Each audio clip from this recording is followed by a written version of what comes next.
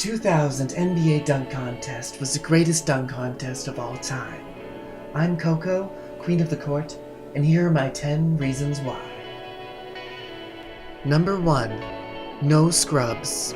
Without the amazing, roof-raising slamma-jammas of the 2000 All-Star Weekend, we may have lost the dunk contest for good. Because the 90s, as good as they were for flannel sales and frosted tips, were kind of a dud for dunk contests.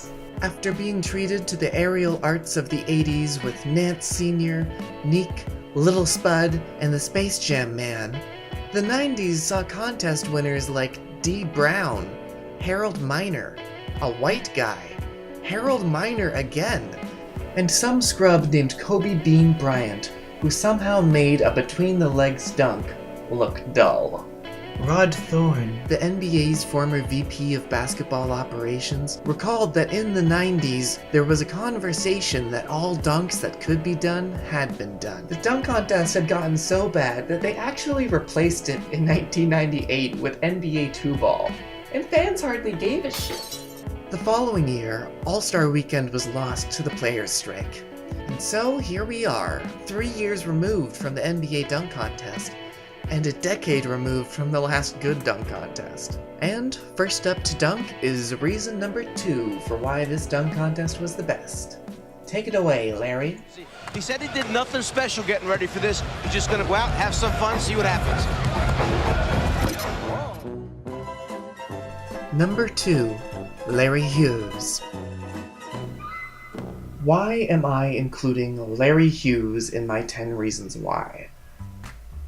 Do you know when you're watching the Olympics and Usain Bolt is running in the preliminary rounds against a bunch of semi-pro athletes? Well, think of Larry Hughes as the white guy from Poland. That is to say, he was so far behind the pack that his grotesque misses were relatable to us unathletic viewers. And that, in turn, made us really appreciate just how superhuman the rest of this dunk contest was. Larry Hughes, once again, with sixes across the board. The sad thing is, Kenny, the 6 is the lowest score you can get now. Larry missed his first 2 attempts of the evening. And to top it off, you can hear him blaming it on too much head. I think I was a little too high. I think it hit off the back of my head. It hit off my head. Larry, you shifty bitch. There are cameras everywhere. But we'll come back to Larry. Number 3 and number 4. Tracy McGrady and Steve Francis. Oh, spectacular stuff! I like it so far. Francis, oh! Our runners-up were jumping out of their shoes in the first round. Tracy's pump it, hump it, and dump it slams, and little Stevie F's self-assisted alley-oops helped notch opening round scores of 98 and 95 respectively. In previous years, these future All-Stars would have easily taken home the crown by pulling these tricks. And trust, this queen knows a thing or two about pulling tricks. Number 5. Vince Carter's Windmills. Introducing the hero of our tale, the protagonist of this dunk contest for the ages. Right here is Vince Carter with his first stop. Oracle Arena erupted when Vince Carter sent this ball home with a 360-degree windmill. And in case y'all missed it the first time, for his second dunk, he wound up and threw another windmill down just like it.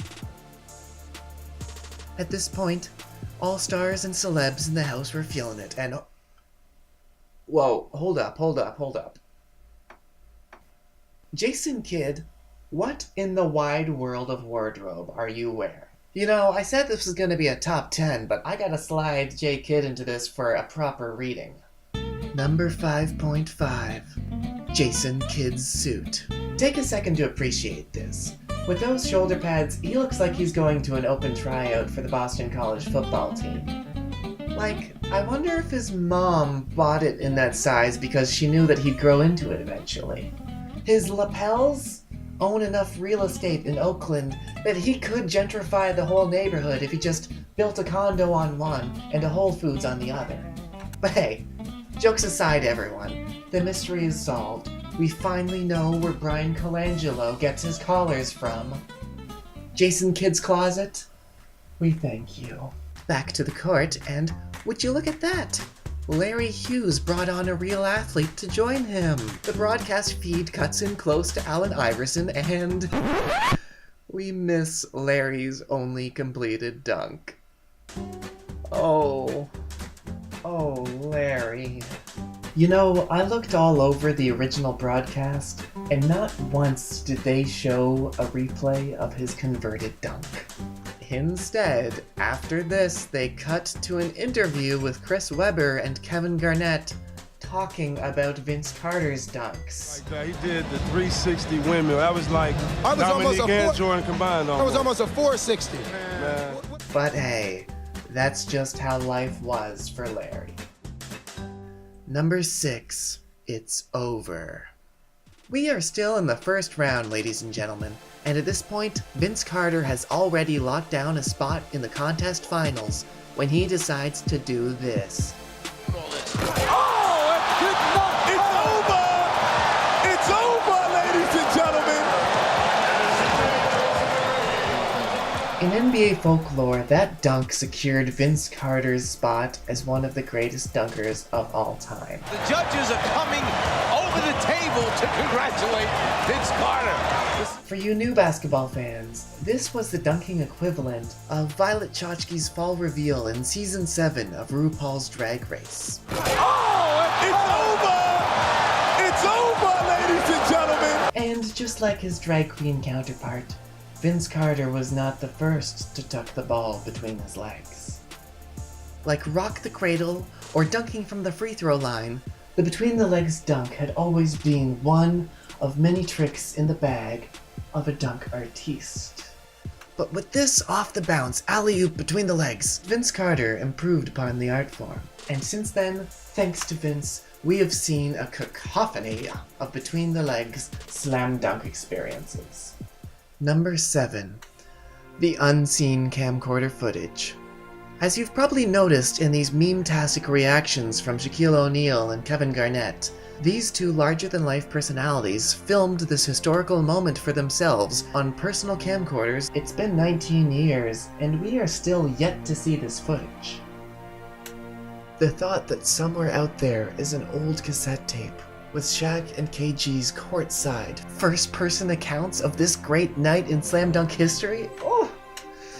Doesn't that just make you a little excited on the inside?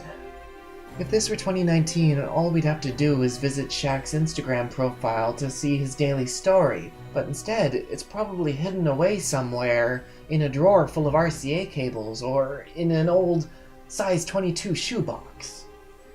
That's why I'm urging KG and Shaq to find and hashtag release the dunk tapes. Let's get this shit trending. Number 8. No gimmicks. What ages the best about this dunk contest is the fact that there were no gimmicks. No jersey changes, no telephone booths, no blindfolds or Kia Optimas brought to you by our sponsor. These were dunks at their purest, at their most impressive. This was a showcase of man's greatest athletic feats, all rolled into one contest that brought us out of our seats. Number 9. Honey dipping for the win. In the final round, Carter whipped up something that had never been seen in a dunk contest.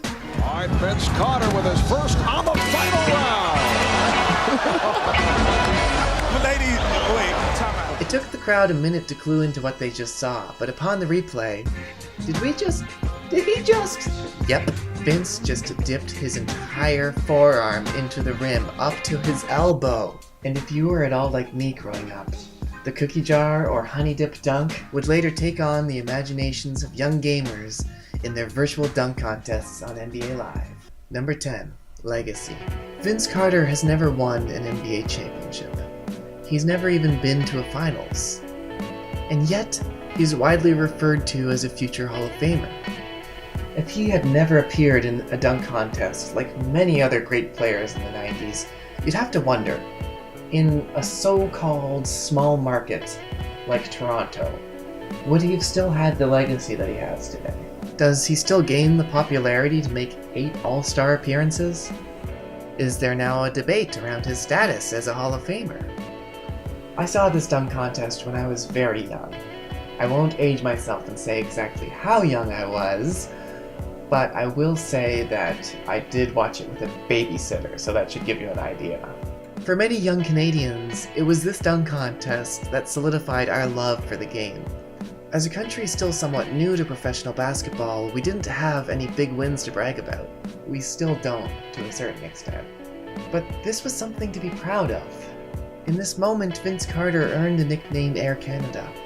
And without him driving ticket sales, jersey sales, and laying a foundation for basketball culture to take root in the city of Toronto, we wouldn't have the Raptors that we have today. Vince Carter has received a standing ovation that has brought tears to his eyes. Thank you for watching this the whole way through. Please like and subscribe. I'm Coco, Queen of the Court, reminding you to love your squad and respect your rivals, because you never know when you'll end up on the same team.